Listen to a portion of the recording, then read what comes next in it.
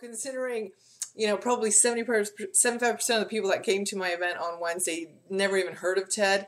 I think, mission accomplished. We went from being kind of, what is this about? Oh, I don't know where I'm sitting. There's a couch there. What? We went from that and to, wow, this is fun. This is cool. I'm so excited to tweet and try things. And it doesn't matter if it applies to you from an entrepreneurial perspective or a philanthropic perspective. The point was, let's try it. I sort of reached a point where I needed to see people engaged before I could create new content going forward, because the gap is so huge, as we discussed. We have some really significant problems that are ahead of us. We know that. We've been talking about awareness for God knows how long. Let's now talk about action. And that's what's so important about getting people together like TED does and TEDx does, because we need to put our egos aside and share our best skills. I don't care how old you are, what gender you are, what part of the globe you're on. If you have something of value to offer, solutions that are so desperately needed, then let's get together. So I'm just thrilled that everyone was so open-minded and so willing to try. So, some of the activities we did like our mosaic wall, which had some really great drawings on, and the stories that we created. I'll be sharing later on. I just wanted to sort of reach out and thank everyone for coming. Tal at Beach Grove, phenomenal. John and Sarmed keeping things rolling. And I know the video is going to be fantastic. And Dan and Natasha, really eye-opening messages that really coordinated really perfectly with the overall concept of us being our own channel. You are your own channel. Literally, you can be your own channel. So if ever there was an opportunity where we can create this sort of mass movement of driving our economy in a direction that makes more sense. We all know it makes more sense. I talk to you all the time. And so we're all saying it. So let's, take the next step. Make some action plans, regardless of what industry you come from or, what your passion is or where you're from. Like I said, we all seem to gravitate to where we need to be.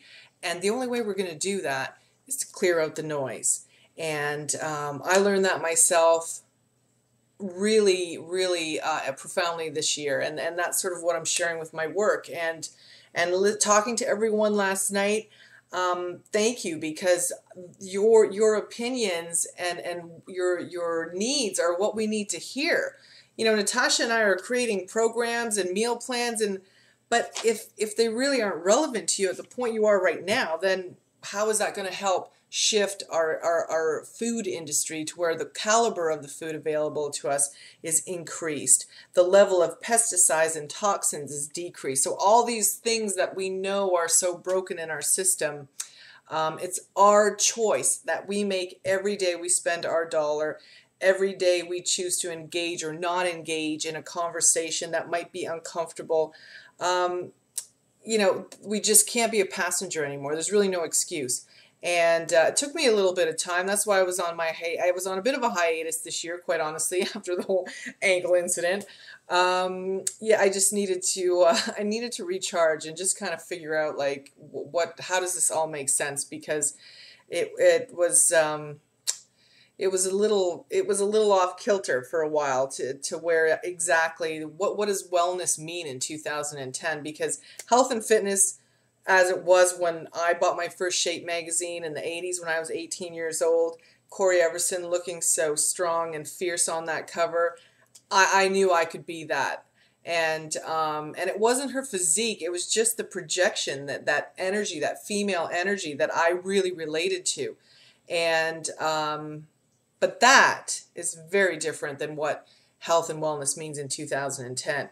Aesthetics are so irrelevant because the crisis is more to the point that, as Natasha said on Wednesday night, we are the generation that is not, our children are not going to outlive us. And for some of you that may be shocking to hear. But what's more shocking to me is I was saying that statement in my workshops that when I first started doing nutrition workshops back in like the early, part of my teaching, fitness teaching career, I said that same thing. And so that's scarier because that's almost 10 years ago that I was saying that. So if we truly haven't changed that direction, then that to me is a crisis. We are in a critical point. And I'm not saying this to scare you. I'm just saying that we need to get engaged. A wonderful documentary to watch, along with Food Inc. and the TED Talk of Steve Johnson, which those links will be posted below this video, but is also The Age of Stupid.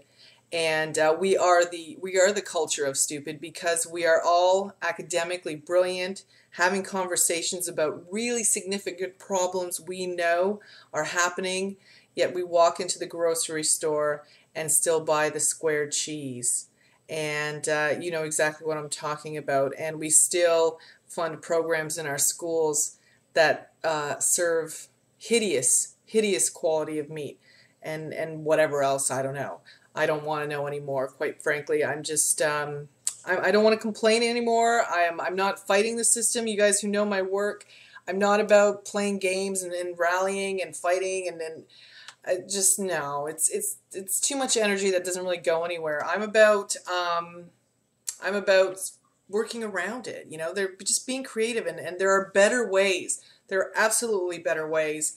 And so I look at the future as a very optimistic place because there's so many talented people that you all know. Linchpins everywhere. And if you're not sure what a linchpin is, Google it. Google Seth Godin. Again, can't go into that right now, but if you just Google it and you'll know exactly what I'm talking about. So anyway, thanks again to everyone and to my IMMJ, my husband, who is one of the most patient and loving men that most of the time doesn't even know where my thoughts are going and just hears me saying these things and drawing these things and sketching these little maps of programs and just trust that I'm going in the right direction. And you know, that's part of it. When we talk about health and wellness, it's creating relationships around us that are substantial. You know, we're meant to be together. We're meant to connect. We're meant to love and engage and just, you know, try and make each other matter, you know, be part of something bigger. And we all know that feeling. That is a sensation that is universal. And Yoga Dan kind of touched on that as well. And so, yeah, if we can do what we did on Wednesday in 8 days, that just shows you that we can create that feeling onward in many other capacities. With more time and planning, who knows what could happen. But what I'm asking you through this reach out is just keep it going. It doesn't necessarily have to be through this page or however you engage, but just keep it going. Don't become a bystander. That's what's brought us to this crisis in the first place. If we get out and participate, then we're part of it. Then you're the I in the team, and that's what needs to happen. So thanks again, everyone. Peace, and we will be talking soon. More to come, more stories, more photos. I'm really excited. Thanks again, everyone.